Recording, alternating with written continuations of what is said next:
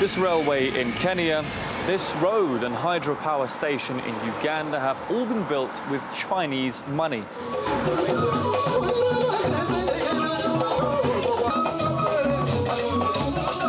Beijing has channeled $136 billion into the African continent over the last 17 years, and there's more to come. China's president has pledged $60 billion in extra funding for similar enterprises.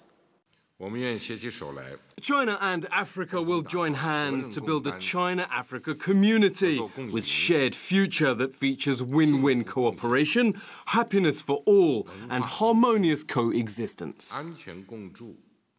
For some African countries, these are the largest infrastructure projects in years. But some see something completely different.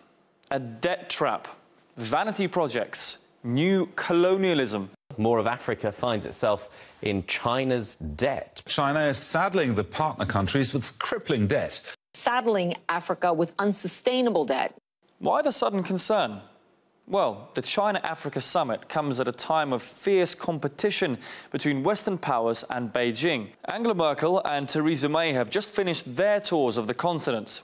Merkel, German CEOs in tow, was on a mission. More investment, more jobs to discourage migration. The result? Volkswagen announcing expansions in operations in Ghana and Nigeria. Theresa May wasn't far behind. New trade deals, direct government investments, and touting UK business too. And aside from trying to charm the leaders with her viral dance skills, May even hinted who it is she's trying to outbid on her Africa visit. While we cannot compete with the economic might of some foreign governments investing in Africa, what we can offer is long-term investment of the very highest quality and breadth. Being the same as funds, why those provided by Western countries, the pie, while those provided by China become the trap? Is this not a flagrant double standard? China's bemusement is understandable. Two investors, two sets of rules. But what do African leaders make of the new partnerships? Africa is not a zero-sum game. Our growing ties with China do not come at anyone's expense. FOCAC refutes the view that a new colonialism is taking hold in Africa, as our detractors would have us believe. Investment boost, market support, bolstered economic relationships. Those words describe Western involvement in Africa. Debt colonialism is the buzzword when it's the Chinese.